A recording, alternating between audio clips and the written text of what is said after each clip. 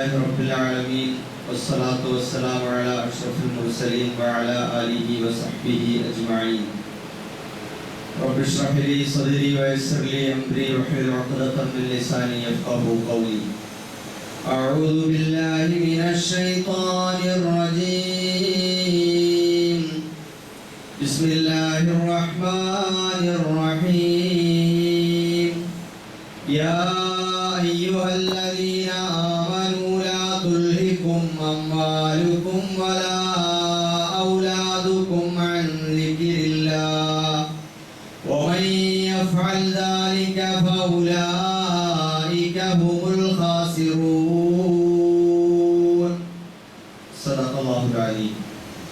ബഹുമാന്യരായ സ്നേഹസമ്പന്നരായ സഹോദരന്മാരെ, സത്യവിശ്വാസികളെ, ജീവിതത്തിന്റെ നാനാ മേഖലകളിൽ സർവശക്തനായ അല്ലാഹു സുബ്ഹാനഹു വ തആലയുടെ വിധിവിലക്കുകൾ കാത്തു സൂക്ഷിച്ചുകൊണ്ട് ജീവിതത്തെ ധന്യമാക്കി തീർക്കുവാൻ, അല്ലാഹുവിന്റെ പ്രീതിയും പരലോക വിജയവും നേടിയെടുക്കാനുള്ള നിതാന്തമായ ശ്രമങ്ങളിൽ ഏർപ്പെടണമെന്ന് ഞാൻ എൻ്റെ സഹോദരങ്ങളോടും എന്നോട് തന്നെയും ഞാൻ ഓർമ്മിപ്പിക്കുകയാണ്. കാര്യങ്ങൾ ശ്രദ്ധയോടെ കേൾക്കുകയും നല്ലത് മാത്രം പിൻപറ്റുകയും ചെയ്യുന്ന, ചിന്തിക്കുന്ന സന്മാർഗദർശികളായ സജ്ജനങ്ങളിൽ അല്ലാഹു നാം ഏവരെയും ഉൾപ്പെടുത്തി അനുഗ്രഹിക്കുമാറാണ്. സഹോദരന്മാരെ, പരിശുദ്ധമായ റമളാൻ അതിൻ്റെ സായം സന്ധ്യയിലേക്ക് അടുത്തുകൊണ്ടിരിക്കുകയാണ്. ഒരുപക്ഷെ നമ്മുടെ ജീവിതത്തിലെ അവസാനത്തെ റമളാൻ ആയാൽ പോലും നമ്മൾ അറിയില്ല.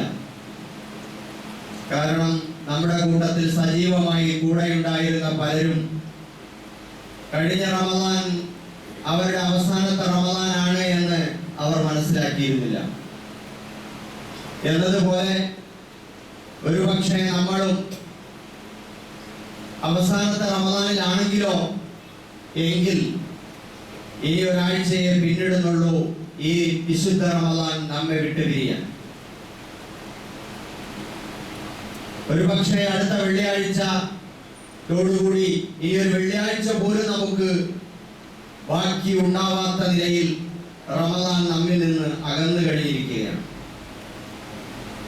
റമളാൻ നമ്മെ പിരിയാൻ പോവുകയാണ്.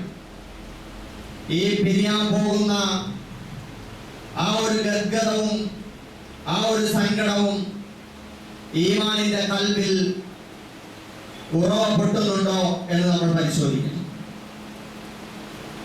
പരിശുദ്ധ റമളാൻ നമ്മളിലേക്ക് വന്നു. പള്ളിയിൽ നിന്ന് അകന്ന് കഴിയുകയായിരുന്നു നമ്മളെ അണച്ചു പിടിച്ച് പള്ളിയിൽ കൊണ്ടുവന്ന് കൃത്യമായി മുന്നിലേക്ക് നമ്മെ തഴുകി തലോടി റമളാൻ നമ്മളെ കയറ്റി. ഊർക്കം വലിച്ചുറങ്ങിയിരുന്ന നമ്മളെ തട്ടി ഉണർത്തി നമുക്ക് അത്താഴം തന്നു. നമ്മെ കൊണ്ട് നോമ്പ് പിടിപ്പിച്ചു. ദാഹവും വിശപ്പും എല്ലാം ശമിപ്പിച്ചു. എല്ലാം നമ്മളെ കൊണ്ട് ക്ഷമിപ്പിച്ചു. നമ്മുടെ നാക്കും നമ്മുടെ നോട്ടവും നമ്മുടെ വാക്കും നമ്മുടെ പെരുമാറ്റങ്ങളും ആ റമളാൻ നമ്മുടെ കൂടെ നിന്ന് അല്ല മോനെ അങ്ങനെ പാടില്ല എന്ന് പറഞ്ഞ് നമ്മളെ തഴുകി തലോടി തട്ടി നേരായ വഴിയിലൂടെ നടത്താൻ ശ്രമിച്ചു. ആ റമളാൻ നമ്മുടെ ഖജനാവിൽ നിന്ന്, നമ്മുടെ പോക്കറ്റിൽ നിന്ന് പണമെടുത്ത് പാവങ്ങൾക്ക് കൊടുത്തു. അങ്ങനെ നമ്മളെ ഉയർത്താനും നമ്മെ ഉന്നതരാക്കാനും വേണ്ടി ശ്രമിച്ചു. ആ റമളാൻ മറ്റുള്ളവരെ കാണുമ്പോൾ പുഞ്ചിരിക്കാനും വിശേഷ തിരക്കാനും നമ്മളെ പഠിപ്പിച്ചു. ആ റമളാൻ മറ്റുള്ളവരുടെ പരദൂഷണം പറയരുത് എന്ന് പറഞ്ഞുകൊണ്ട് നമ്മുടെ വർത്തമാനത്തിന്റെ ഇടയിൽ ഇടപെട്ടുകൊണ്ടിരുന്നു. ആ റമളാൻ നമ്മുടെ നോട്ടത്തെ നിയന്ത്രിക്കാൻ അരുത്, നിനക്ക് ആ അശ്ലീല വീഡിയോകൾ വേണ്ട, ആ പരപുരുഷ പരസ്ത്രീ ദർശനം നിനക്ക് വേണ്ട എന്ന് പറഞ്ഞുകൊണ്ട് നോട്ടത്തെ അലോസരപ്പെടുത്താൻ കയറി ഇടപെട്ടുകൊണ്ടിരുന്നു. സഹോദരന്മാരെ, ഇങ്ങനെ ആ കൂട്ടുകാരൻ അല്ലാഹു പറഞ്ഞു വിട്ട നമ്മുടെ ആത്മമിത്രം നാളെ ഖബറിൽ ഒരു അമൽ സ്വാലിഹാത്തായി കൂട്ടിനുണ്ടാകുമ്പോ അപ്പോഴാണ് ഇതൊരു ജീവസുറ്റ ഒരു സുഹൃത്തായിരുന്നു എന്ന് നമുക്ക് തോന്നുക. നാളെ റബ്ബിന്റെ കോടതിയിൽ നമുക്ക് വേണ്ടി ശുപാർശയ്ക്ക് വരുമെന്ന് ഹദീസിൽ പറഞ്ഞതുപോലെ അങ്ങനെ നമുക്ക് വേണ്ടി ശുപാർശയ്ക്ക് വരുമ്പോഴായിരിക്കും ഇത് ഇത്രമാത്രം ഒരു ആത്മമിത്രമായിരുന്നു എന്ന് നമുക്ക് തോന്നുക. ഈ റമളാൻ നമ്മുടെ ഉമ്മയേക്കാൾ, ഉപ്പയേക്കാൾ, സഹധർമ്മിണിയേക്കാൾ, മക്കളെക്കാൾ നമ്മളെ സ്നേഹിച്ചു. നമ്മുടെ ആത്മമിത്രം ആത്മമിത്രത്തെക്കാൾ ഊണിലും ഉറക്കത്തിലും നമ്മളോടൊപ്പം ഉണ്ടായിരുന്നു. ആ റമദാൻ ഇതാ നമ്മെ വിട്ട് പിരിയാൻ പോവുകയാണ്. ഒരു പക്ഷേ ഇനി നമ്മൾ കണ്ടുമുട്ടുക നാളെ ഖബറിലോ മഹിഷറിലോ ഒക്കെ ആയിരിക്കാം. അതല്ലെങ്കിൽ ഇൻഷാ അല്ലാഹ് അല്ലാഹു നമുക്കൊക്കെ ദീർഘായുസ്സ് നൽകട്ടെ. ഇനിയും റമദാനുകളെ കണ്ടുമുട്ടാനും കൂടെ ജീവിക്കാനും അതിലെ ഏറ്റവും വലിയ ആത്മമിത്രമായ റമദാനിനെ കൊണ്ടു നടക്കാനും അല്ലാഹു നമുക്ക് തൗഫീഖ് നൽകട്ടെ. സഹോദരന്മാരെ, ഇത് അവസാനത്തെ 10 ദിനങ്ങൾ വളരെയേറെ പുണ്യകരമാണ്. ഖുർആൻ അവതരിപ്പിക്കപ്പെട്ട മാസം എന്ന നിലയിൽ ഈ ഖുർആൻ അവതരിപ്പിക്കപ്പെട്ട മാസം അത് ഏറ്റവും അവസാനത്തെ സമയത്ത് ഖുർആൻ അല്ലാഹു സുബ്ഹാനഹു വ തആല അവന്റെ ജിബ്രീൽ മലക്ക് മുഖേന അല്ലാഹുവിന്റെ റസൂലിനെ അവതരിപ്പിച്ചിട്ടുണ്ടെങ്കിൽ ഇതേപോലുള്ള ഒരു പ്രതീതി സൃഷ്ടിച്ചുകൊണ്ട് അല്ലാഹു തആല നമുക്ക് ലൈലത്തുൽ ഖദറിനെ സമ്മാനിക്കുകയാണ്. അല്ലാഹു തആല പരിശുദ്ധ ഖുർആനിൽ പറഞ്ഞതുപോലെ നാം അതിനെ ലൈലത്തുൽ ഖദറിലാണ് അവതരിപ്പിച്ചത്. ലൈലത്തുൽ ഖദർ എന്ന് പറഞ്ഞാൽ ഖൈറുൻ മിൻ അൽഫി ശഹർ, 1000 മാസങ്ങളേക്കാൾ ശ്രേഷ്ഠമായ ഒരു രാത്രി. ഒരുപാട് കാലം 83 കൊല്ലം ഒരാൾ ജീവിച്ചിരിക്കുന്നതിന്റെ അത്രയും പ്രതിഫലം കിട്ടത്തക്ക ഒരു രാത്രി. അതിന്റെ നിമിഷങ്ങൾക്ക്, അതിന്റെ മിനിറ്റുകൾക്ക്, അതിന്റെ മണിക്കൂറുകൾക്ക് എല്ലാം നമുക്ക് വമ്പിച്ച പ്രതിഫലമാണ് ലഭിക്കുന്നത്. അത്രമാത്രം കരുതിയിരിക്കുന്ന ഒരു രാത്രി. ആ രാത്രി എപ്പോഴാണ്? അത് അജ്ഞാതമാക്കപ്പെട്ടു പോയിരിക്കുന്നു. നബി സല്ലല്ലാഹു അലൈഹി വസല്ലമയ്ക്ക് അല്ലാഹു അറിയിച്ചു കൊടുത്തപ്പോ ആ അറിയിപ്പുമായി തന്റെ സുഹൃത്തുക്കളായ സഹാബികളെ അറിയിക്കാൻ നബി സല്ലല്ലാഹു അലൈഹി വസല്ലം വരുമ്പോ രണ്ടാളുകൾ തമ്മിൽ കലഹിക്കുകയാണ്, ശണ്ട കൂടുകയാണ്. അത് പറയാൻ ആ സമയം അത് എപ്പോഴാണെന്ന് പറയാൻ വേണ്ടി നബി നാവ് ഉയർത്തുമ്പോൾ നബിയുടെ മനസ്സിൽ നിന്നും ആ സമയം ഏതാണ് എന്നത് പോയി കഴിഞ്ഞിരുന്നു, മറപ്പിച്ചു കളഞ്ഞു അല്ലാഹു സുബ്ഹാനഹു വ തആല. സഹോദരന്മാരെ, എന്തുകൊണ്ടാണത്? അല്ലാഹു തആല ഉദ്ദേശിക്കുന്നത് ഈ നോമ്പിലൂടെ, ഈ ലൈലത്തുൽ ഖദറിന്റെ പുണ്യത്തിലൂടെ, പരിശുദ്ധ ഖുർആനിന്റെ മഹത്തായ ദർശനങ്ങൾ ജീവിതത്തിൽ ഏറ്റുവാങ്ങുന്നതിലൂടെ മനുഷ്യർക്ക് സൗഹാർദ്ദവും ഐക്യവും സമാധാനവും ഒക്കെയാണ് ഉദ്ദേശിക്കുന്നത്. അതിന് വിഘാതമായി നിൽക്കുന്ന ശണ്ടകൾ, കലഹങ്ങൾ, തർക്കങ്ങൾ, അസഹിഷ്ണുതകൾ, ഇതൊക്കെ തന്നെ അതിന് തടസ്സമാണ് എന്നാണ് ആ പറഞ്ഞതിന്റെ താല്പര്യം. അതുകൊണ്ട് സഹോദരന്മാരെ, റസൂലുള്ളാഹി സ്വല്ലല്ലാഹു അലൈഹി വസല്ലം അവസാനത്തെ 10 ദിനമായി കഴിഞ്ഞാൽ നബി അരയും തലയും മുറുക്കും. നബിയുടെ അരമുണ്ട് മുറുക്കി ഉടുക്കും. നബി എന്തോ വലിയൊരു ഭാരം ചുമക്കാൻ പോകുന്നത് പോലെ നബി ഉടുമുണ്ടൊക്കെ മുറുക്കി ഉടുത്ത് ഇബാദത്തിലായി ലയിക്കും. വീട്ടിൽ കിടക്കുന്ന കുടുംബക്കാരെയൊക്കെ വിളിച്ചുണർത്തും. ഭാര്യ, മക്കൾ ഇതിന്റെ ഒന്നും ഗൗരവം അറിയാതെ കിടക്കുകയാണെങ്കിൽ അവരെയൊക്കെ വിളിച്ചുണർത്തണം. വീട്ടിൽ ഒരു രാത്രിയിൽ ഒരു വിളിച്ചുണർത്തൽ ഉണ്ടാകണം. ഒരു വലിയ ആപത്ത് മനുഷ്യരെ കരുതിയിരിക്കുന്നു, നരകം. അതിൽ നിന്ന് രക്ഷപ്പെടാനുള്ള വഴികൾ നോക്കണം. മനുഷ്യന്റെ ശിഷ്ടകാല ജീവിതം എവിടെയും അസ്തമിച്ചു പോകാം. അതിനു മുമ്പ് പെട്ടെന്ന് ചെയ്യാനുള്ളതൊക്കെ ചെയ്ത് അല്ലാഹുവിലേക്ക് തയ്യാറെടുക്കണം. മക്കളെ, ഉറങ്ങരുതേ. എന്റെ പ്രിയേ, നീ കിടന്നുറങ്ങരുതേ. തട്ടി തലോടി തഴുകി ഉണർത്തണം. മുഖത്ത് വെള്ളം തളിച്ചു ഉണർത്തണം. ആരെങ്കിലും ഉറങ്ങിപ്പോയാൽ അവരെ ദ്രോഹിക്കാത്ത നിലയിൽ. എന്നിട്ട് കാര്യത്തിന്റെ ഗൗരവം നേരത്തെ മനസ്സിലാക്കി കൊടുക്കണം. ഇതാ അവസാനത്തെ 10 നാളുകൾ. ഇതിലെ ഒറ്റയായ രാത്രിയിൽ എവിടെയോ ഒളിച്ചിരിക്കുന്ന ഒരു മഹാസൗഭാഗ്യം. അത് നേടാൻ, ജീവിതത്തിൽ ഏറ്റവും വലിയ സൗഭാഗ്യം നേടാൻ ഇതാ അവസരം. റസൂലുള്ളാഹി സ്വല്ലല്ലാഹു അലൈഹി വസല്ലം ഹദീസിൽ കാണാം, കാന റസൂലുള്ളാഹി സ്വല്ലല്ലാഹു അലൈഹി വസല്ലം അജ്വദൻ നാസി ബിൽ ഖൈർ. നബി സ്വല്ലല്ലാഹു അലൈഹി വസല്ലം ഉദാരത കൊണ്ട് നബി നന്മകൾ ചെയ്യുന്ന കാര്യത്തിൽ, ദാനം ചെയ്യുന്ന കാര്യത്തിൽ ഏറ്റവും മുമ്പനായിരുന്നു റസൂലുള്ളാഹി സ്വല്ലല്ലാഹു അലൈഹി വസല്ലം. وكان أجود في شهر رمضان حتى انسلخ. നബി സല്ലല്ലാഹു അലൈഹി വസല്ലം റമദാൻ പോകുന്നത് വരെയും വലിയ ധർമ്മിഷ്ഠനായി കഴിഞ്ഞുകൂടിയിരുന്നു.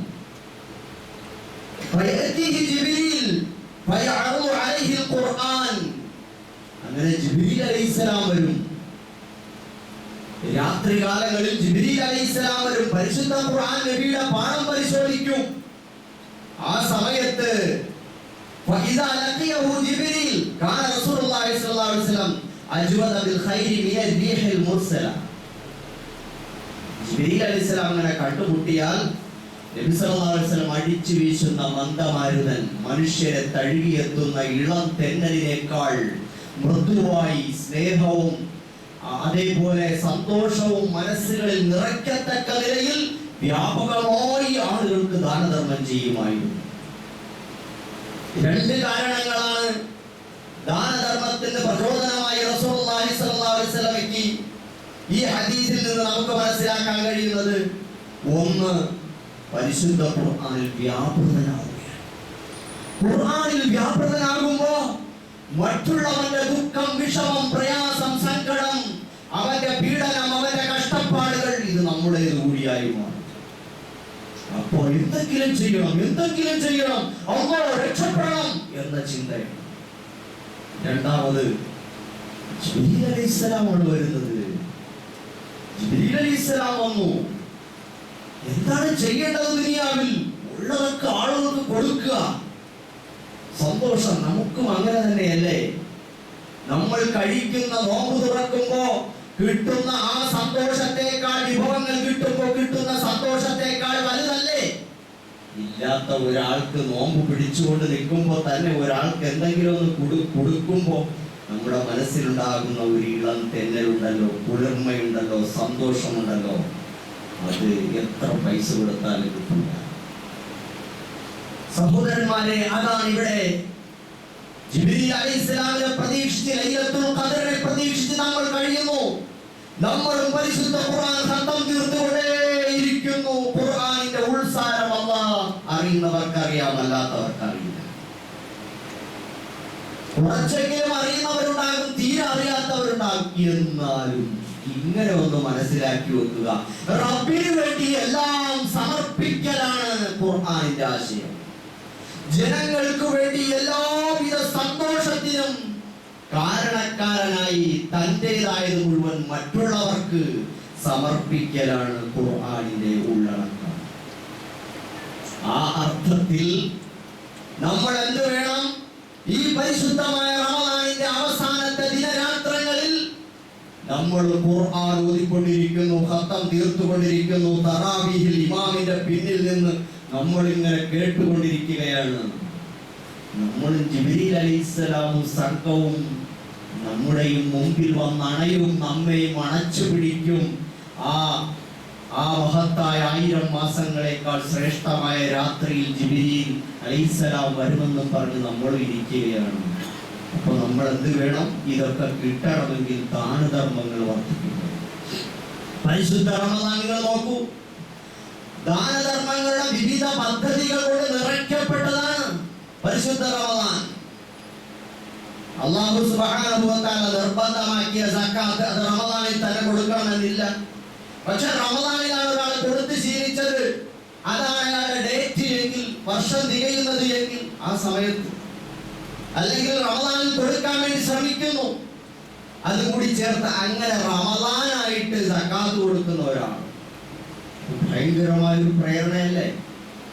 ആളുകൾക്ക് കൂടുതൽ മനസ്സിൽ ഉണർവും അലിവും ഒക്കെ ഉണ്ടാകുന്ന ഒരു സമയം എന്ന നിലയിൽ സക്കാത്തിന് ആളുകൾ കൂടുതൽ ശ്രദ്ധ കൊടുക്കുന്ന ഒരു സമയമാണ്.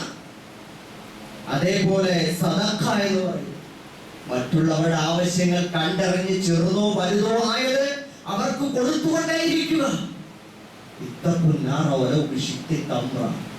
ഒരു ഈത്തപ്പഴത്തിന്റെ കീറേ നിന്റെ കയ്യിലുള്ളൂ, ആകെ തിന്നാൻ കിട്ടിയത് ഒരു ഈത്തപ്പഴത്തിന്റെ കീറാണ്. ഈ മുഴുവൻ തിന്ന് കളയരുത്, ഏതൊരു കീറ് മുറിച്ചിട്ട് ഒരുത്തർ കൊടുക്കുക, എന്നിട്ട് നരകത്തെ സൂക്ഷിക്കാൻ നോക്കി. അത് കിട്ടിയ നരകത്ത് തിന്നാൻ പച്ചോടെ കുടിക്കാൻ കിട്ടിയുള്ളൂ.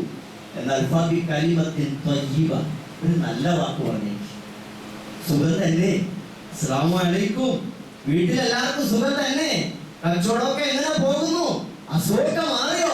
ഇത്ര വലിയ വാക്കാണ് സഹോദരൻ. ഇങ്ങനെ മറ്റുള്ളവർക്ക് സദഖ ചെയ്യുക, ജാരിയായ സദഖ. അതേപോലെ തന്നെ സകാത്തുൽ ഫിത്ർ, ഇഫ്താർ, ഫിദിയ, കഫാറത്ത്, എത്ര വകുപ്പുകളാണ് നമ്മുടെ മുമ്പിൽ കൊണ്ടുവരുന്നത് അല്ലാഹു സുബ്ഹാനഹു വ തആല.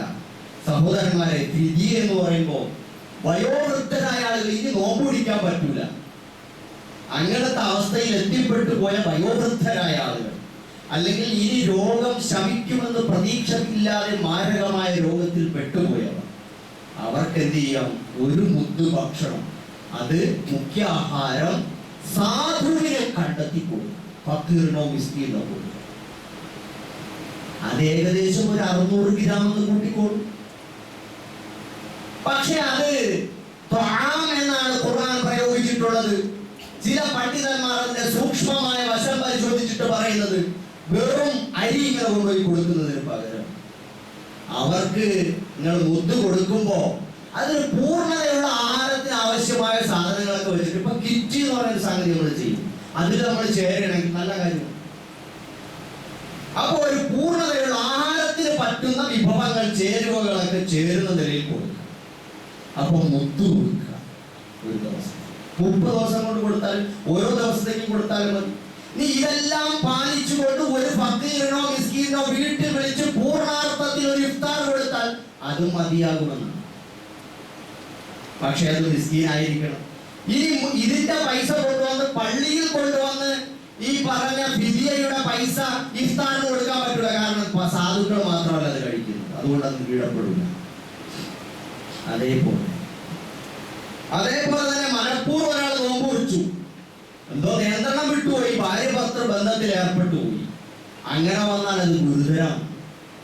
അതിനെക്കുറിച്ച് റസൂലുള്ളാഹി സ്വല്ലല്ലാഹു അലൈഹി വസല്ലം പറഞ്ഞ അയാൾ ഒന്നുകിൽ ഒരു അടിമയെ മോചിപ്പിക്കും. നമ്മൾ അടിമത്ത സമ്പ്രദായം നമുക്കില്ല. അല്ലെങ്കിലോ 2 മാസം തുടർച്ചയായിട്ട് നോമ്പ് പിടിക്കണം. ഒരു നോമ്പ് പോലും വിടാതെ 2 മാസം തുടർച്ചയായിട്ട് നോമ്പ് പിടിക്കണം. അതുമല്ലെങ്കിൽ അയാൾ 60 സാധുക്കൾക്ക് ആഹാരം കൊടുക്കും. ഇസ്ലാമിനെ നിങ്ങൾ സൂക്ഷ്മമായി ഒന്ന് നോക്കി. ഒരു ഭാഗത്ത് ഒരു നോമ്പ് ബോധപൂർവമായി ഭാര്യ ഭർത്തൃ ബന്ധത്തിലൂടെ ബോധപൂർവമായി മുറിച്ചു കളഞ്ഞ ഒരാളിന് കൊടുക്കുന്ന പണിഷ്മെന്റ് ഇസ്ലാം എന്താണ്? മറ്റുള്ളവർക്ക് മോചനം. നിങ്ങളുടെ കൂട്ടത്തിൽ അടിമകളായി കഴിയുന്നുണ്ടെങ്കിൽ അവരെ സ്വതന്ത്രനായി വിട്ടേക്ക്. നിന്റെ വമ്പിച്ച ആ പാപത്തിന് പരിഹാരം. അടിമയൊന്നും ഇല്ലെങ്കിലോ അയാൾ എന്ത് ചെയ്യണം? അവിടെ 2 മാസം തുടർച്ചയായിട്ട് നോമ്പൂടി. മേലിൽ ആ ഇച്ഛാശക്തി ഇല്ലാത്തതുകൊണ്ടാണ് നിന്റെ സംഭവിച്ചത്. നിനക്ക് ആത്മനിയന്ത്രണ ശേഷി വരാൻ ഒരു 2 മാസം നോമ്പൂടിച്ച്. അതല്ലെങ്കിൽ നീ 60 സാധുക്കൾക്ക് ആഹാരം കൊടുക്ക്. നാട്ടിലെ 60 സാധുക്കൾക്ക് ആഹാരം കൊടുക്കുക എന്ന് പറഞ്ഞാൽ ഏറ്റവും വലിയ പുണ്യകർമ്മം. അപ്പോ ആരാധന അല്ലാഹുവുമായി ബന്ധപ്പെട്ടതിന്റെ ഒരു വശം നിൽക്കുമ്പോൾ മറുഭാഗം ജനങ്ങളുമായി ബന്ധപ്പെട്ട് മോചനത്തിൻ്റെതായ വശമാണ്. നമ്മൾ പലപ്പോഴും ഇങ്ങനെ അള്ളാഹിലേക്ക് ചേർന്ന് ഇങ്ങനെ മാത്രം പോകും. അള്ളാഹു പറയുന്നതോ, നിങ്ങൾ എന്നിലേക്ക് അണഞ്ഞോ, എന്നിലേക്ക് അടുത്തോ, എനിക്ക് വേണ്ടി ചെയ്യേണ്ടതെല്ലാം രാത്രിയിൽ കാലിൽ നീര് കെട്ടുവോളം നിസ്കരിച്ചൊക്കെ ചെയ്യണം. പക്ഷേ നിന്റെ സഹജീവികളായ സഹോദരന്മാർ മറുഭാഗത്തുണ്ട്. ഒരാൾ വന്നിട്ട് റസൂലുള്ളാഹി സ്വല്ലല്ലാഹു അലൈഹി വസല്ലമയോട് പറഞ്ഞു, നബിയെ, ഞാൻ പകലിൽ ഭാര്യയായിട്ട് ബന്ധപ്പെട്ടു പോയി, നോമ്പ് മുറിഞ്ഞു, എന്താ ചെയ്യേണ്ടത്? നബി പറഞ്ഞു, ഒരടിമയെ മോചിപ്പിച്ചേ.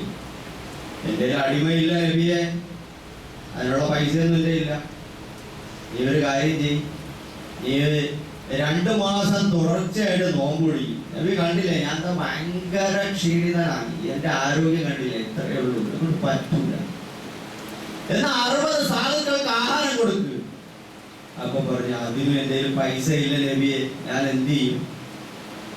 അപ്പൊ നബി സല്ലല്ലാഹു അലൈഹി വസല്ലം പോയിട്ട് ഒരു തോൽപാത്രം നിറച്ച് കാരക്ക ഈത്തപ്പഴം കൊണ്ടുവന്നിട്ട് പറഞ്ഞു, ഇത് കൊണ്ടുവന്നിട്ട് നിന്റെ കുടുംബം ഏറ്റവും വലിയ ഫക്കീറും മിസ്കീനുമായി കിടക്കുകയാണല്ലോ, അപ്പൊ കുടുംബത്തിന് കഴിക്കാൻ കൊടുക്കാം. അപ്പോ നബി പറഞ്ഞു, നബി പറയുന്നത് സാധുക്കൾക്ക് കൊണ്ടുപോയി വിതരണം ചെയ്യാൻ പറഞ്ഞു, കുടുംബത്തിനല്ല, സാധുക്കൾക്ക് കൊണ്ടുപോയി വിതരണം ചെയ്യാൻ പറഞ്ഞു. അപ്പൊ അദ്ദേഹം ചോദിച്ചു, എന്നെക്കാൾ വലിയ സാധുക്കൾക്കാണോ നബിയെ ഞാൻ ഇത് കൊടുക്കേണ്ടത്? അപ്പൊ റസൂലുള്ളാഹി ചിരിച്ചു, എന്നെക്കാളും വലിയ സാധുക്കൾക്കാണോ ഞാൻ ഇത് കൊടുക്കേണ്ടത്? അപ്പൊ നബി സല്ലല്ലാഹു അലൈഹി വസല്ലം പറഞ്ഞു, എന്നാൽ ഒരു കാര്യം, നീ കൊണ്ടുപോയി അത്തഇം അഹ്ലക, നിന്റെ കുടുംബത്തിന് കൊടുത്തേക്കുന്നു.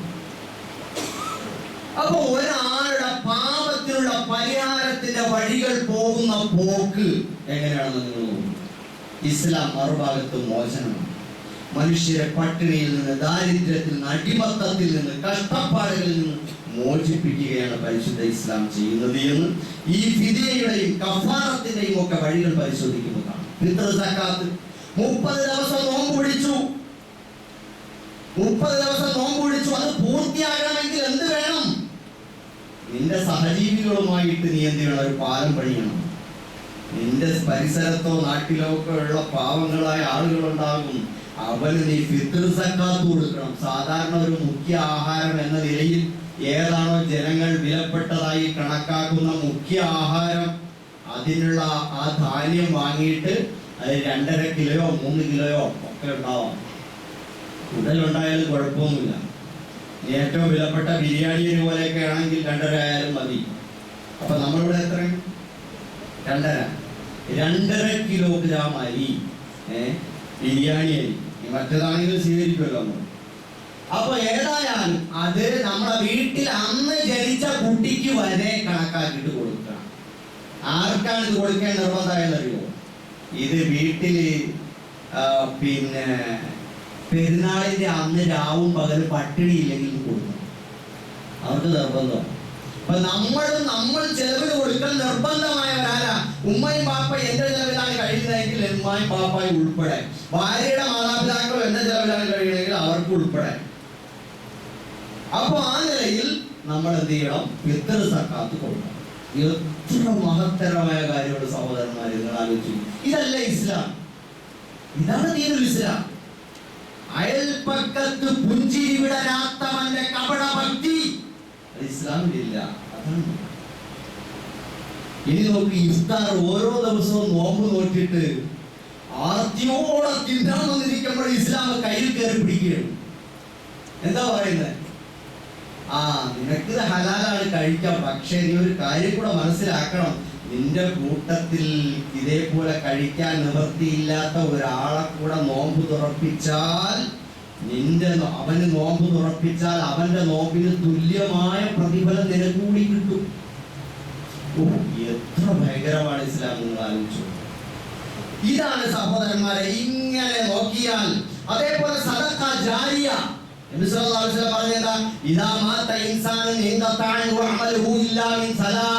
ഒരാൾ മരിച്ചു കഴിഞ്ഞാൽ അയാളുടെ 3 കാര്യങ്ങൾ ഒഴിച്ച് ബാക്കിയെല്ലാം കട്ടായി പോകും.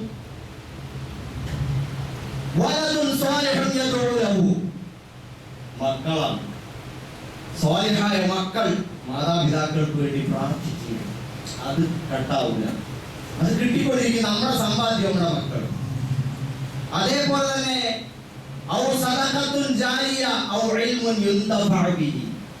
പ്രയോജനം ചെയ്യുന്ന അറിവ്, നമ്മൾ പഠിച്ച അറിവ് നമ്മൾ മറ്റുള്ളവർക്ക് പകർന്നു കൊടുക്കുന്നു. നമ്മൾ ചെയ്യുന്നു, മറ്റുള്ളവർക്ക് പകർന്നു കൊടുത്തിട്ട് അവരും അതനുസരിച്ച് ചെയ്യുന്നു. അത് നമുക്ക് കിട്ടിക്കൊണ്ടേയിരിക്കും. അതേപോലെ തന്നെ സദഖത്തുൻ ജാരിയ, ഒഴുകിക്കൊണ്ടിരിക്കുന്ന സദഖ. ഒരാൾക്ക് ആഹാരം വാങ്ങിക്കൊടുത്തു, വെള്ളം വാങ്ങിക്കൊടുത്തു, അതല്ലെങ്കിൽ വസ്ത്രം വാങ്ങിക്കൊടുത്തു, നല്ല കാര്യം, വലിയ പ്രതിഫലം ഉണ്ടാകും. അതിലൊരുപാട് തെളിവുകളുണ്ട്. ഇനി കുറച്ചുകൂടി അപ്പുറത്ത് ജാരിയായ സദഖ എന്ന് പറഞ്ഞാൽ നമ്മൾ ഇത് ചെയ്യുമ്പോ ഒരു സദഖ ചെയ്യുമ്പോ അതിന്റെ പ്രയോജനം പിന്നെയും അതവിടെ നിലനിൽക്കുകയാണ്. അത് അതോടുകൂടി അവസാനിക്കുന്നില്ല. ഒരു ഫാൻ വാങ്ങിയിട്ടു, ഈ ഫാൻ എത്ര കാലമായി ഇവിടെ കറങ്ങിക്കൊണ്ടിരിക്കുന്നു. ആ തന്ന മനുഷ്യൻ ഇതുവരെ അറിയുന്നുണ്ടോ? ഇങ്ങനെ കറങ്ങുമ്പോ കാറ്റ് കിട്ടിക്കൊണ്ടേയിരിക്കുക. നമുക്ക് ഇതിന്റെ പ്രതിഫലം എന്ത് ചെയ്യും? മരിച്ചുപോയായിരിക്കും ചിലപ്പോൾ ആള്, അദ്ദേഹത്തിന് ജീവിച്ചിരുന്നാലും മരിച്ചാലും കിട്ടിക്കൊണ്ടേയിരിക്കും. മൈക്ക് പ്രവർത്തിച്ചുകൊണ്ടിരിക്കുന്നു. പള്ളി, നമ്മുടെ പള്ളി, അള്ളാഹു അനുഗ്രഹത്തിൽ പള്ളി. ഈ പള്ളി എത്ര കാലം നിലനിൽക്കും? ഇൻഷാ അല്ലാഹ് 1 നൂറ്റാണ്ടിലേറെ നിലനിൽക്കുന്ന പള്ളി. അതുമല്ല, ഇൻഷാ അല്ലാഹ് അതിന് അല്ലാഹു തആല നൂറ്റാണ്ടുകളോളം, ഇപ്പോൾ ഉത്തരേന്ത്യയിലൊക്കെ എത്രയോ നൂറ്റാണ്ടുകൾ പഴക്കമുള്ള പള്ളികളുണ്ടല്ലോ. അതേപോലെ നൂറ്റാണ്ടുകൾ നിലനിൽക്കുന്ന പള്ളി.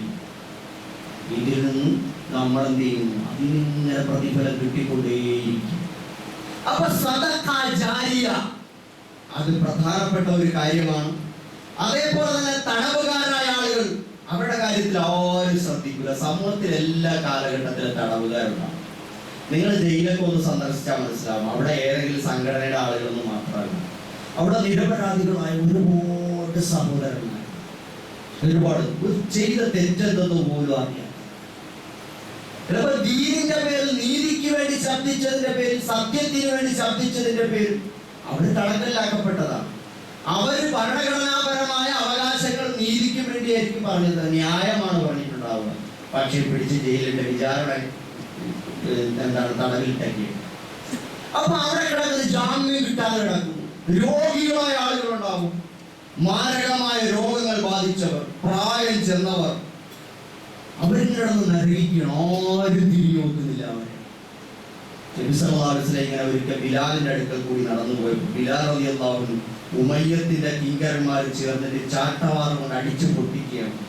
റസൂലുള്ളാഹി സ്വല്ലല്ലാഹു അലൈഹി വസല്ലമയുടെ ഹൃദയം നൊന്തു, വല്ലാതെ വേദനിച്ചു. നിറക്കണ്ണുകളുമായിട്ട് വന്നിട്ട് അബൂബക്കർ നബിയുടെ സ്വല്ലല്ലാഹു അലൈഹി വസല്ലമയുടെ ഏറ്റവും പ്രിയപ്പെട്ട സുഹൃത്തിനോട് പറയണ സങ്കടം, അബൂബക്കറെ, ബിലാൽ അള്ളാഹുവിന്റെ മാർഗത്തിൽ ഭയങ്കരമായി പീഡനങ്ങൾ ഏറ്റുവാങ്ങുന്നു കേട്ടോ.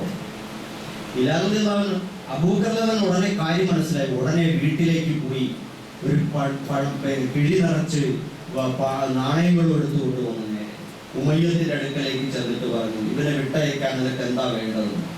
അങ്ങനെ പറഞ്ഞ് അവസാനം 5 ഊക്കിയ 200 ദിർഹം അത് കൊടുത്തിട്ട് ഇദ്ദേഹത്തിന് വില കൊടുത്തു വാങ്ങി. അപ്പൊ ഉമയ്യത്ത് പറയാണ്, ഇവന് വേണ്ടി 5 ഊക്കിയൊക്കെയാണോ നിങ്ങൾ തരുന്നത്? 1 ഊക്കിയ തന്നാല് ഞാൻ വിട്ടുതന്നേനായിരുന്നു. അപ്പൊ അബൂബക്കർ പറഞ്ഞ് തിരിച്ചടിച്ചു, അവന് വേണ്ടി 100 ഊക്കിയ ചെലവാക്കേണ്ടി വന്നാലും ഞാൻ ബിലാലിനെ മോചിപ്പിച്ചിട്ടേ പോവുള്ളൂ. സഹോദരന്മാരെ, അപ്പൊ അത്രത്തോളം അതിന് പ്രാധാന്യമുണ്ട്. പരിശുദ്ധ ഖുർആനിൽ നിങ്ങൾക്ക് കാണാൻ പറ്റും,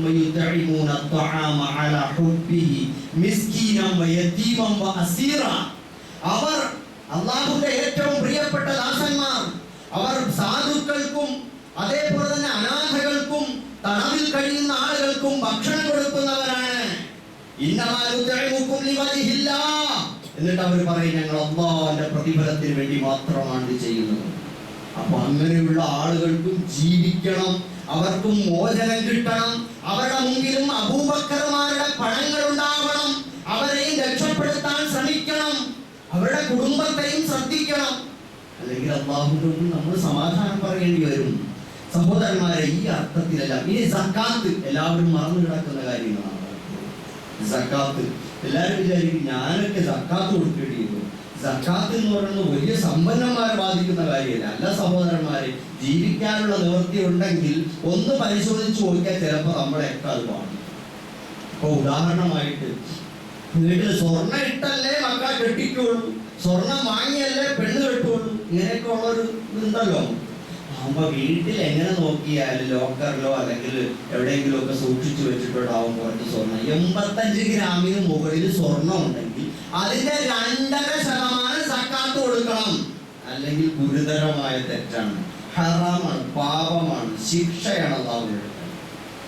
ഇനി നമ്മുടെ കയ്യിൽ വെള്ളി നമ്മളിപ്പോ കൊണ്ടു നടക്കുന്നില്ല, വെള്ളി ഉണ്ടെങ്കിലും അതിന്റെയും 2.5%, 595 ഗ്രാം വെള്ളിക്ക് മുകളിൽ ഉണ്ടെങ്കിൽ എന്ത് ചെയ്യണം? 595 ഗ്രാമോ അതിന് മുകളിലോ ഉണ്ടെങ്കിൽ അതിന്റെയും 2.5% കൊടുക്കണം. ഇനി പണത്തിനെ കണക്കാക്കുന്നത് എങ്ങനെയാണ്? ഈ 595 ഗ്രാം വെള്ളി ഇന്നത്തെ മാർക്കറ്റ് വില ഏകദേശം 1.5 ലക്ഷം രൂപ വരും. അപ്പൊ ഈ 1.5 ലക്ഷം രൂപയ്ക്ക് മുകളിൽ നമ്മുടെ കയ്യിൽ ബാങ്ക് ബാലൻസ് ആയിട്ടോ അതല്ലെങ്കിൽ പ്രോവിഡന്റ് ഫണ്ട് ആയിട്ടോ ചിട്ടിയായിട്ടോ വേറെ ഏതെങ്കിലും തരത്തിൽ നമ്മുടെ കയ്യിൽ നിക്ഷേപമുണ്ടെങ്കിൽ അതിന് മുകളിൽ 1.5 ലക്ഷത്തിന് മുകളിൽ എത്ര നമ്മുടെ കയ്യിലുണ്ടോ അതിന്റെ അതൊരു വർഷം തികഞ്ഞാൽ 2.5% സക്കാത്ത് കൊടുക്കണം. ഇതേപോലെ തന്നെയാണ് കച്ചവടം, വ്യാപാരം, വ്യവസായം ഇതൊക്കെ കണക്കാക്കേണ്ടത്. ഇതും 1.5 ലക്ഷത്തിന് മൂല്യത്തിന് മുകളിൽ കച്ചവടം ചെയ്യുന്ന എല്ലാവരും അവരുടെ വർഷം തികയുമ്പോൾ അതിന്റെ 2.5% അതിന്റെ സ്റ്റോക്ക് പരിശോധിച്ചിട്ട് സക്കാത്ത് കൊടുക്കൽ നിർബന്ധമാണ്. ഇതേപോലെ തന്നെ നമ്മുടെ മറ്റുള്ള ഇപ്പോൾ റിയൽ എസ്റ്റേറ്റ് ആയാലും കൺസ്ട്രക്ഷൻ ഫീൽഡിൽ വർക്ക് ചെയ്യുന്നവരാണെങ്കിലും വാടക വാങ്ങുന്നവരാണെങ്കിലും ഷെയർ ബിസിനസ് നടത്തുന്നവരാണെങ്കിലും ഇതൊക്കെ അവിടെ വർഷം തികയുമ്പോൾ അതിന്റെ 2.5% സക്കാത്ത് കൊടുക്കണം. ഇത് വളരെ പ്രധാനമായിട്ട് നമ്മൾ ശ്രദ്ധിക്കേണ്ട കാര്യമാണ്. അങ്ങനെ അല്ലെങ്കിൽ എന്താ സംഭവിക്കുക എന്ന് വെച്ചാല് നാളെ അള്ളാഹുവിന്റെ മുമ്പിൽ ചെന്നിരിക്കുമ്പോൾ വലിയ പ്രശ്നം, സമ്പത്തുമായി ബന്ധപ്പെട്ടിട്ട് ഭയങ്കരമായ ഭയപ്പെടുത്തലുകൾ ഖുർആനിലും ഹദീസിലും. അത് ശ്രദ്ധിക്കണം. നമുക്ക് ഏറ്റവും ഏറ്റവും പ്രയാസമായിട്ട് തോന്നുന്നത് പണത്തിൽ തൊട്ട് കളിക്കുമ്പോഴാണ്. നീ നിസ്കരിക്കണോ എത്ര വേണോ നിസ്കരിച്ചോളാം, നോമ്പ് പിടിക്കണോ എത്ര വേണോ എടുത്തോ. പക്ഷേ നമ്മൾ എന്ത് ചെയ്യും? പള്ളിക്ക് വല്ലതും കൊടുക്കണമെന്ന് പറഞ്ഞാൽ, അല്ലെങ്കിൽ സക്കാത്ത് കൊടുക്കണമെന്ന് പറഞ്ഞാൽ, അല്ലെങ്കിൽ സദക്ക കൊടുക്കണമെന്ന് പറഞ്ഞാൽ അവിടെ നമുക്ക് എന്താണ് ഒരു പ്രശ്നം. ഇത് അള്ളാഹുവിന്റെ മുമ്പിൽ നമ്മൾ സമാധാനം പറയേണ്ടി വരും. വല്ലദീന യക്രീസൂന ദഹബ വൽ ഫിദ്ദ, സ്വർണവും വെള്ളിയും പണവും എല്ലാം കൂടി ഖജനാവിൽ ഇങ്ങനെ കൂട്ടി വെച്ചിരിക്കുന്ന ആളുകൾ, ബാങ്ക് നിക്ഷേപമായി സൂക്ഷിച്ചു വെച്ചിരിക്കുന്നവർ, 10 തലമുറയ്ക്ക് തിന്നാൻ പാകത്തിൽ ജീവിക്കാൻ പറ്റുന്ന നിലയിൽ ഒന്നുകൂട്ടി വെച്ചിട്ടുണ്ടാവും. അപ്പോഴും എന്റെ കയ്യിൽ ഒന്നുമില്ലേ, എന്റെ കയ്യിൽ ഇപ്പൊ ഒന്നുമില്ലേ എന്ന് പറയുന്നത് മട്ടിൽ നിൽക്കുന്ന സഹോദരന്മാരൊക്കെ ഉണ്ടാവാം. പടച്ചോ കാക്കട്ടെ. സഹോദരന്മാരെ, നമ്മൾ ഈ അബൂജഹലിനെ കുറിച്ച് ഖുർആൻ പറഞ്ഞെന്താണെന്നറിയോ? അവന്റെ സമ്പത്തും സന്താനങ്ങളും ഒക്കെ ആളുകൾക്ക് കൊടുക്കാതെ കുന്നുകൂട്ടി വെച്ചിരിക്കുന്നു എന്നാണ് പറഞ്ഞത്. അബൂബക്കർ ഉമർ റളിയല്ലാഹു തആല അൻഹു ഉള്ളതൊക്കെ എടുത്ത് ജനങ്ങൾക്ക് കൊടുത്ത, അബൂബക്കർ എന്തും എടുത്തങ്ങ് കൊടുത്തു. ഉമർ റളിയല്ലാഹു അൻഹു ഖുർആൻ പറഞ്ഞൊരു സ്വഭാവത്തിൽ സ്വന്തം കുടുംബത്തെ നോക്കണം, സമൂഹത്തെ നോക്കണം, ബാലൻസ് ചെയ്യും. അതിനുവേണ്ടി മധ്യമ നിലപാടിലാണ്. അപ്പൊ നമ്മൾ എന്ത് വേണം? നമ്മൾ ഇതൊക്കെ അള്ളാഹുവിന്റെ മാർഗത്തിൽ സക്കാത്തായി, സദക്കയായി, ജാരിയായ സദക്കയായി, ഫിദിയയായി, കഫാറത്തായി, ഫിത്ർ സക്കാത്തായി, ഇഫ്താറായി, തടവുകാരുടെ മോചനമായി, പാവങ്ങൾക്ക് വേണ്ടുന്ന ആവശ്യത്തിനുള്ള സഹായമായൊക്കെ ഇങ്ങനെ കൊടുത്തുകൊണ്ടേയിരിക്കണം. എന്നാൽ എന്ത് ചെയ്യും? ഇത് ഉറവ പൊട്ടും. കൊടുത്തില്ലെങ്കിൽ ഇങ്ങനെ സ്വരൂപിച്ച് നിക്ഷേപമാക്കി വെക്കുന്നവർ, റബ്ബിന്റെ മാർഗത്തിൽ കൊടുക്കാതെ സ്വരുക്കൂട്ടി വെക്കുന്നവർ, നിക്ഷേപമാക്കി വെക്കുന്നവർ, അവർക്കൊരു സുവിശേഷം അറിയിച്ചേക്കുക, വേദനാജനകമായ ശിക്ഷ അവർക്കുണ്ട്. തുടർന്ന് അല്ലാഹു പറയുന്നു, അതെല്ലാം നിക്ഷേപമാക്കി അല്ലാഹു അവർക്ക് വേണ്ടി ഭീകരമായ നരകം തീർത്തു കൊടുക്കുമെന്നാണ്. മാലയും സ്വർണവും ഒക്കെ ആണെങ്കിൽ അതൊക്കെ പാമ്പ് പോലെ ചുറ്റിയിട്ടാണ്. ഞാനാണ് നിന്റെ നിക്ഷേപം, നിന്റെ നിധി എന്ന് പറഞ്ഞിട്ട് ആഞ്ഞാഞ്ഞ് കൊത്തുമെന്നും ഹദീസിൽ കാണാൻ കഴിയും. ധാരാളമായ ആയത്തുകളിൽ കാണാം അതിൽ ഭയപ്പെടുത്തുന്ന നിലയിൽ. അതുകൊണ്ട് സഹോദരന്മാരെ നമ്മൾ ശ്രദ്ധിക്കണം. അതേസമയം നമ്മൾ കൊടുത്താലോ എല്ലാ ദിവസവും 2 മലക്കുകൾ രംഗത്ത് സുബഹിയാവുന്നത്. എന്നിട്ട് അവരിവിടേക്ക് ഉണ്ടാവും, പള്ളിയിലുണ്ടാവും, മാർക്കറ്റിലുണ്ടാവും, ഹോസ്പിറ്റലുകളിലുണ്ടാവും, എല്ലാ സ്ഥലത്തും ഉണ്ടാവും. അവിടെയൊക്കെ മനുഷ്യന്മാർ, ആവശ്യക്കാരും ദരിദ്രരും കഷ്ടപ്പെടുന്നവരൊക്കെ ഉണ്ടാവുമല്ലോ. ഈ മലക്കുകൾ ഇങ്ങനെ പ്രാർത്ഥിച്ചുകൊണ്ടേയിരിക്കും. അല്ലാഹുമ്മ അഅതി മുൻഫിഖൻ ഖലഫാ, അല്ലാഹുമ്മ അഅതി മുംസികൻ തലഫാ. പടച്ചവനെ, നീ കൊടുക്കുന്നവർക്ക് പകരം കൊടുക്കണമേ. പടച്ചവനെ, കൊടുക്കാതെ പിടിച്ചു വെക്കുന്നവർക്ക് നാശം കൊടുക്കണമേ. പടച്ചവനെ, കൊടുക്കുന്നവർക്ക് പകരം കൊടുക്കണമേ. നിങ്ങൾ കണ്ടിട്ടില്ലേ ഇവിടെ ആപ്പിളും ഫ്രൂട്ട്സും പച്ചക്കറിയും ഒക്കെ കച്ചവടം ചെയ്ത് നടക്കുന്ന സഹോദരന്മാര്? പിന്നെ എന്താണ് വെണ്ടക്ക, കത്തിരിക്ക, വഴുതനങ്ങ, അത് ഇത്ര രൂപ എന്നൊക്കെ വിളിച്ചു പറയുമ്പോൾ ഇവിടെ മലക്ക് നമ്മൾ കേൾക്കുന്നില്ല എന്നേ ഉള്ളൂ. ഇവര് വിളിച്ചു പറഞ്ഞിരിക്കും, പടച്ചോരെ, കൊടുക്കുന്നവർക്ക് പകരം കൊടുക്കണേ, പടച്ചവനെ, പിടിച്ചു വെക്കുന്നവർക്ക് നാശം കൊടുക്കണേ. ആരാ ഈ ദുആ ചെയ്യുന്നത്? മലക്കാണ്, മലക്ക്. അപ്പൊ നമ്മൾ ഇത് പിടിച്ചു വെച്ചിട്ട് നാശം എങ്ങനെ വരുന്നത്? നമ്മളെല്ലാം വെച്ചിട്ട് ഇങ്ങനെ ഇരിക്കുമോ? പള്ളിക്ക് കൊടുക്കൂല, സക്കാത്ത് കൊടുക്കൂല, സദക്ക കൊടുക്കൂല, ഇഫ്താർ കൊടുക്കൂല, ഒന്നും ചെയ്യൂല. ഇങ്ങനെ വെച്ചോണ്ടിരിക്കും. കാരണം തികയൂല എന്റെ കുട്ടിക്കില്ല എന്ന് പറഞ്ഞ് ഇങ്ങനെ വെച്ചോണ്ടിരിക്കും. അവസാനം അള്ളാഹു അടിച്ചിട്ട് കൊടുക്കുമ്പോ അവിടെ പോയി സ്കാൻ ചെയ്തപ്പോ എവിടെയോ ഒരു മുഴ വന്നു, അതാ ക്യാൻസർ. നീ അതിന്റെ പിന്നാലെ കിഡ്നി അടിച്ചു പോയി, അതാ അതിന്റെ പിന്നാലെ. എതിരെ വന്നൊരു വണ്ടി തട്ടി പോയി 10 ലക്ഷം. കാലൊന്ന് ചെറുതായിട്ട് ഇതിന്റെ ബോള് തെറ്റി ഒടുങ്ങി പൊട്ടി, അത് വെക്കണമെങ്കിൽ അതിനും കൊടുക്കണം 5 ലക്ഷം. ഇങ്ങനെ തുടങ്ങിയിട്ട് അതല്ലെങ്കിലോ ടാക്സുകാർ വന്ന് പിടിച്ചോണ്ട് കൂട്ടത്തോടെ അങ്ങ് പോകും. അതല്ലെങ്കിലോ വാങ്ങിക്കൊണ്ട് പോയവൻ കൊടുക്കൂല, വാങ്ങിക്കൊണ്ട് പോയവൻ തിരിച്ചാ വഴിക്ക് വരൂല. അവനെ കൊല്ലാൻ പറ്റുമോ? കേസ് കൊടുക്കാൻ പറ്റുമോ? അവന്റെ കയ്യിൽ കൊടുക്കാനില്ല, അവൻ എന്ത് ചെയ്യും? ഇങ്ങനെ തുടങ്ങി ഏതെങ്കിലുമൊക്കെ തരത്തിൽ ഈ ശിക്ഷ നമുക്ക് വന്നുകൊണ്ടേയിരിക്കും. പടച്ചോ കാത്തുരക്ഷിക്കണം. അതുകൊണ്ട് സദക്കകൾ കൊണ്ട് നമ്മൾ ചികിത്സിക്കുക എന്ന്. രോഗത്തിന് ചികിത്സ കിട്ടും, നമുക്ക് ആരോഗ്യം ഉണ്ടാവും, ആഫിയത്ത് ഉണ്ടാവും, മനസ്സിന് സമാധാനം ഉണ്ടാവും, സന്തോഷം ഉണ്ടാവും. സദക്ക കൊടുത്താൽ മനസ്സിൽ പ്രത്യേകമായ ഡോപാമൈനൊക്കെ ഉൽപ്പാദിപ്പിക്കപ്പെടും. നമ്മുടെ ശരീരത്തിന് പ്രത്യേക എനർജി ആരോഗ്യമൊക്കെ ഉണ്ടാവും, ഹാപ്പി ആവും. ഇങ്ങനെ മസിൽ പിടിച്ച് ഇങ്ങനെ നടക്കല്ലേ, എപ്പോഴും ബിസിനസ് ചിന്ത. അതിനെക്കുറിച്ച് നിസ്കാരത്തിലും അത് തന്നെ, തറാവിയിലും അത് തന്നെ, ഖിയാമുല്ലൈലിലും വന്നാലും അത് തന്നെ. ഏത് സമയവും കൊടുക്കാനുള്ളതും വാങ്ങാനുള്ളതും അതും ഇതും ഒക്കെ ആയിട്ടുള്ള ചിന്തയാണ്. ഇത് മാറണം. 10 പേർക്ക് കൊടുത്തു നോക്ക്. നിങ്ങളുടെ മനസ്സിൽ അത് പ്രത്യേകമായി, നിങ്ങളുടെ മസ്തിഷ്കത്തിൽ പ്രത്യേകമായ രാസമുകുളങ്ങളൊക്കെ രൂപപ്പെടും. നിങ്ങൾക്ക് സന്തോഷം വരും. സന്തോഷം വരുന്നത് അങ്ങനെയാണ്. അപ്പൊ ഇതൊക്കെ വരണമെങ്കിൽ മറ്റുള്ളവർക്ക് കൊടുക്കണം. ഇങ്ങനെ ധാരാളം ഹദീസുകളും ആയത്തുകളും ഒക്കെ ഉണ്ട്. ഞാൻ അവസാനിപ്പിക്കുകയാണ്. പരിശുദ്ധമായ റമദാന്റെ അവസാനത്തെ 10ലേക്ക് കടന്നു കഴിഞ്ഞിരിക്കുന്നു. ഇനി ലൈലത്തുൽ ഖദറിന്റെ ഒറ്റയായ രാവുകൾ ഇനിയും അവശേഷിക്കുന്നു. ഈ ഒറ്റയായ രാവ് എന്ന് പറയുന്നത് നമുക്ക് അവസാനം റമദാൻ 29 ഉണ്ടെങ്കിൽ, റമദാൻ 29 ഉള്ളൂ എങ്കിൽ ഈ ഒറ്റയായ രാവ് താഴെ നിന്ന് മുകളിലോട്ട് കൂടുമ്പോൾ ഇരട്ടയായിട്ട് വരും. ഇരട്ട ദിവസത്തിൽ ലൈലത്തുൽ വരാൻ സാധ്യത. 30 ഉണ്ടെങ്കിൽ ഒറ്റയായ രാവ് കണക്കാക്കുമ്പോൾ നമ്മൾ പറയും പോലെ 23, 25, 27, 29 എന്ന് പറഞ്ഞു വരും. ഇത് ഒറ്റയായ രാവാണെങ്കിൽ താഴെ നിന്ന് മുകളിലേക്ക്. കാരണം പറയാൻ കാരണം എന്താ? നിങ്ങൾ തഹറൗ ലൈലത്തുൽ ഖദ്രി ഫീ സാബിഅത്തിൻ തബ്ഖ ഫീ താസിഅത്തിൻ തബ്ഖ. 29 ശേഷിക്കുമ്പോൾ, 27 ശേഷിക്കുമ്പോൾ, 25 ശേഷിക്കുമ്പോൾ എന്ന് പറഞ്ഞ ഹദീസുണ്ട്. നേരെ തിരിച്ച് അവിടെ നിന്ന് ഇങ്ങോട്ട് എണ്ണേണ്ടി വരും. അതുകൊണ്ടാണ് അവസാനത്തെ 10 ദിവസം ഒറ്റ ഇരട്ടെന്ന് നോക്കണ്ട, അങ്ങ് പടച്ചോലേക്ക് ലയിച്ചോളൂ. അതുകൊണ്ട് അല്ലാഹു സുബ്ഹാനഹു വ തആല നമ്മളെല്ലാവരെയും അനുഗ്രഹിക്കുമാറാകട്ടെ. നമ്മുടെ പാപങ്ങളെല്ലാം അല്ലാഹു പുറത്തുതരുമാറാകട്ടെ.